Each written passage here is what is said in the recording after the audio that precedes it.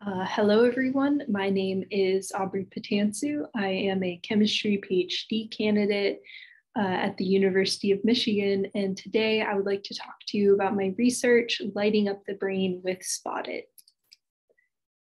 So I wanted to start with a list of common prescription opioids that you may be familiar with. Opioids are a medication that is given to numb pain or alleviate a lot of pain. So it is commonly prescribed following surgery, for example. However, it has a major downside, being that it is highly addictive. And the misuse of opioid medications has been termed an opioid epidemic. So I've included some statistics from the US Department of Health and Human Services about the opioid epidemic. In 2019, 10.1 million people misused prescription opioids. There were 70,630 deaths from drug overdose. And of those deaths, 48,006 were attributed to synthetic opioids, which is to say that 68% of all overdose deaths were caused by opioids. So why are we still prescribing this medication? And the simple answer is we don't have anything better. And that means there is a lack of ability to design a drug that has the numbing pain effects without the addiction. So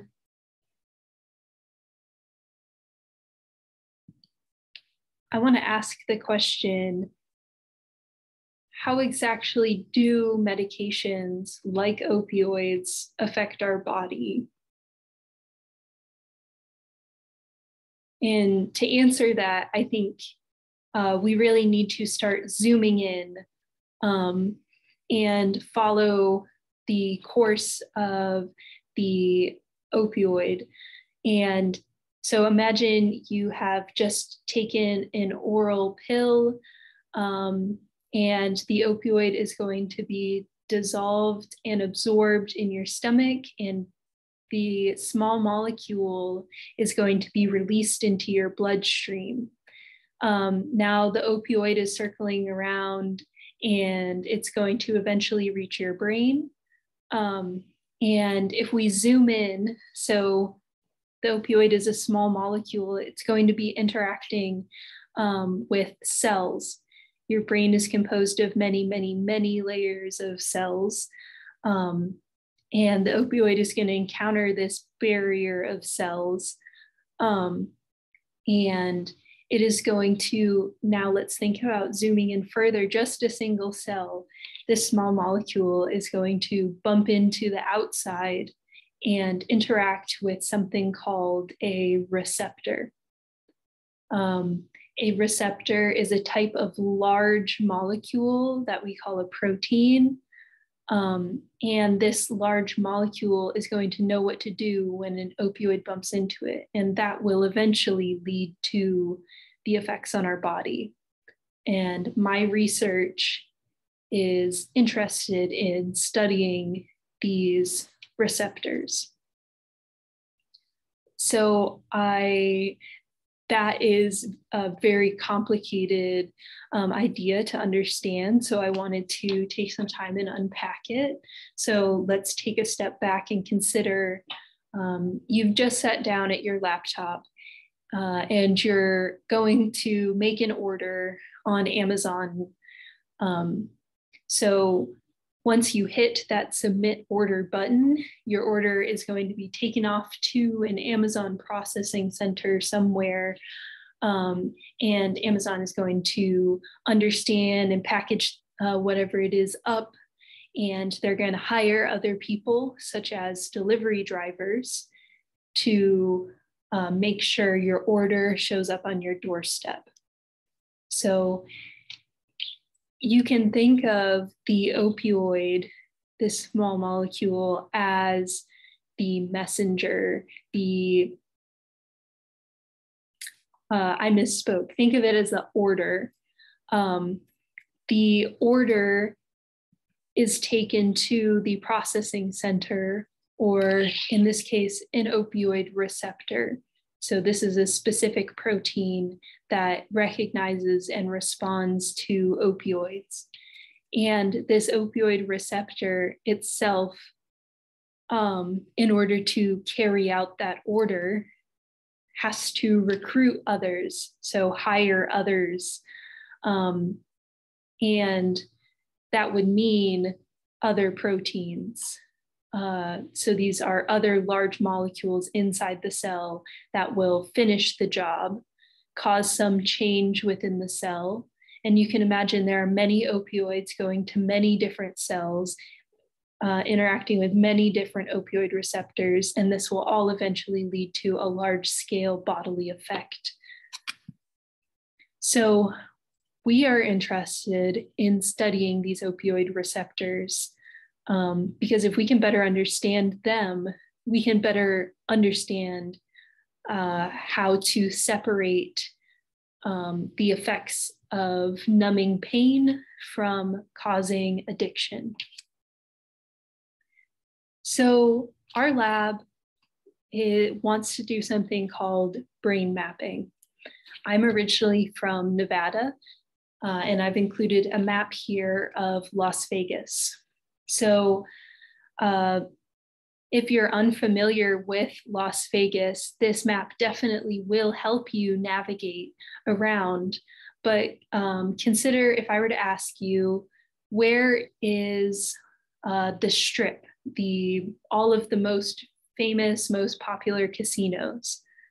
From a map like this, if you're unfamiliar with Vegas, the best you could do is guess.